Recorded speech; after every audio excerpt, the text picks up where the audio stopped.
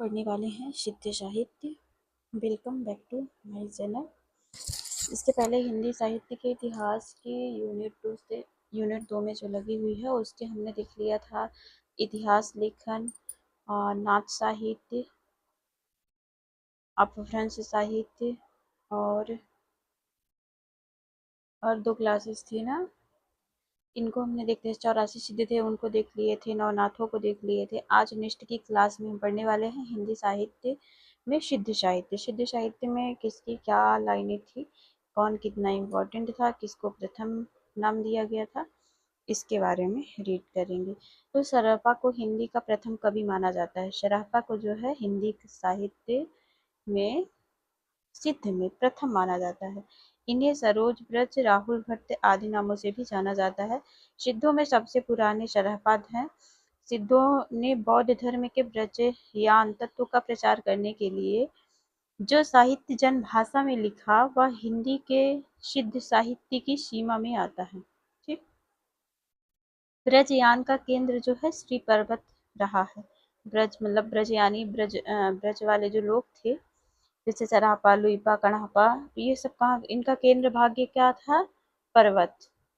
ठीक, सहजयानियों की भाषा का नाम संध्या भाषा था। इनकी जो भाषा इन्होंने अपनाई थी वो संध्या भाषा थी।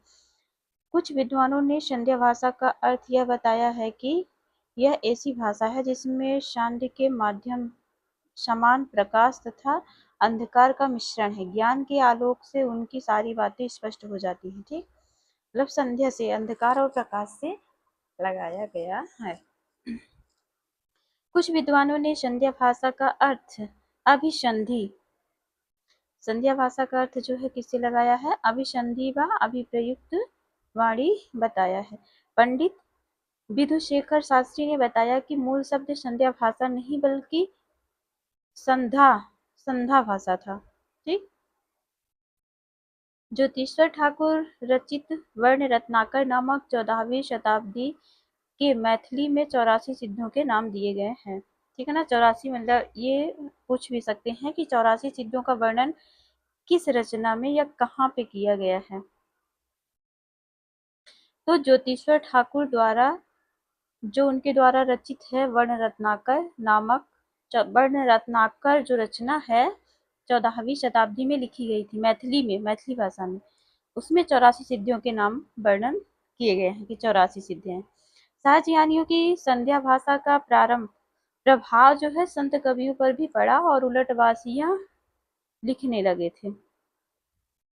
सहजयानियों की संध्या भाषा का प्रभाव जो है वो संत कवियों पर भी पड़ा और वह क्या करने लगे? उलटवासियां लिखने लगे। राहुल सांकृत्यायन ने शरहपाद का समय 769 ईसा पूर्व स्थित किया है। विनयतोष भट्टाचार्य ने सरहपाद का समय जो है विक्रम संवत 690 स्थिर किया है।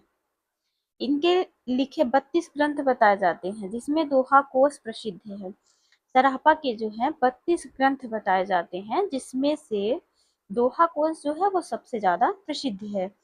फिर महामहोपाध्याय हरिप्रसाद शास्त्री द्वारा संपादित बौद्ध गान ओ दोहा, किसका है ये? हरिप्रसाद शास्त्री जी का है। कौन सा? बौद्ध गान वो दोहा में सादर और कृष्णाचार्य का दोहा संग्रहित है। महामहोपाध्याय हरिप्रसाद शास्त्री ने बौद्ध गान और दोहा में संग्रहित पुस्तकों की भाषा को प्राचीन बंगला कहा है। दोहा कोश का संपादक डॉक्टर प्रबोध चंद्र बागची ने किया था। बागची ने किया। दोहा कोश में तिलोपा, सरापा, कड़ापा के दोहे संग्रहित हैं। ठीक है ना, इनका जो दोहा कोश है सरापा का, उसमें किसकी किसकी पंक्तियां भी वो है? तिलोपा, सरापा, कड़ापा की भी।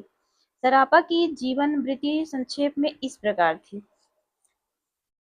सहज संयम, पाखंड और आडंब विनाश करते, गुरु की सेवा, सहज मार्ग, महासुख की प्राप्ति। ठीक है, ये किसकी थी? सरापा की जीवन दृष्टिकोण संक्षेप में कि कैसे वो थे, उनका किस तरह से वो कार्य करते थे। ठीक है, उनको क्या पसंद नहीं था? जैसे सहज संयम था, पाखंड और आडंबर का विनाश करते थे, मतलब उसके बारे में बोलते थे। गुरु की सेवा, सहज मार्ग और महासुख की प्राप्ति। बच्चन सिन ने लिखा है, अक्रोज की भाषा का पहला प्रयोग जो है सरापा में हो दिखाई देता, मतलब सरापा में ही दिखाई देता है। सिद्धों को भाषा को संध्या भाषा का नाम मुनिदत्त तथा अद्वैत ने दिया। सरापा शबरपा के शिष्य तथा लुइपा के गुरु थे। शबरपा सराहपा के शिष्य, ठीक है, और लुइपा के गुरु थे। तो सबरपा के गुरु कौन हो गए? सराहपा और सबरपा। सराहपा सबरपा के गुरु और सबरपा के तथा लुइपा के गुरु थे, और सबरपा लुइपा के गुरु थे, ठीक है। पहले गुरु आ जाएंगे सरापा, फिर सबरपा, फिर लुइपा, ठीक, ये क्रम हो जाएगा। सबरों को वेशभूषा में रहने के कारण इनका नाम सरहपाद पड़ा था। इनका जन्म क्षत्रिय कुल में सन 780 में हुआ था। चार्यापद सरापा की प्रसिद्ध पुस्तक है। सरापा की प्रसिद्ध पुस्तक का नाम क्या है? तो चार्यापद। चार्यापद एक प्रकार का गीत है जो सामान्यतः अनुष्ठानों के समय गाया जाता है। चार्यापद संध्या भाषा के दृष्टिकूट में लिखी गई एक, जिनके दोहरे अर्थ होते हैं। सिद्ध साहित्य में दोहा कोश की रचना परिनिष्ठित अपभ्रंश में हुई तथा चार्यापदों को अवहट्ट में, चार्यापद अवहट्ट में हुआ है और दोहा कोश अपभ्रंश में, ठीक है। सिद्धों का दोहा और चार्यापद संत साहित्य के क्रमशः साखी और शब्दी में किंचित रूपांतरित हो गई। लुइसा है लेकिन लुइपा होना चाहिए यहाँ पे। लुइपा का जन्म राजा धर्मपाल के शासन काल में सन 777 ईसा पूर्व में एक कायस्थ परिवार में हुआ था। सुपा सरापा के शिष्य थे। यहाँ पे मिस टाइपिंग हो गई है, यहाँ पे क्या होना चाहिए? सरापा। सरापा सबरपा के शिष्य थे। सिद्धों में 84 सिद्धों में लुइपा का स्थान प्रथम तथा सबसे ऊंचा माना जाता है। सरहपा साधना में इतने ऊंचे थे कि उड़ीसा के राजा दारिकपा और उनके मंत्री डेंगिपा इनके शिष्य हो गए थे। डोम्बिपा का जन्म मगध के क्षत्रिय वंश में 840 के आसपास हुआ था।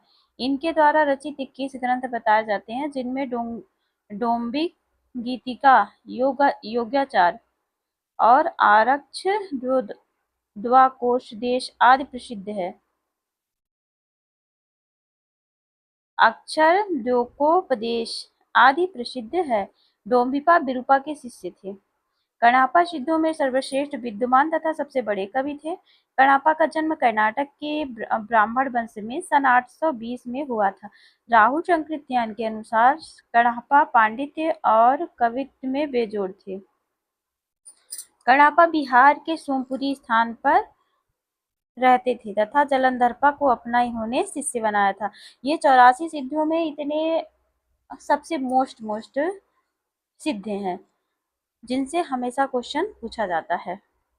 तो प्लीज चैनल को लाइक शेयर एंड सब्सक्राइब करिएगा। Thank for watching.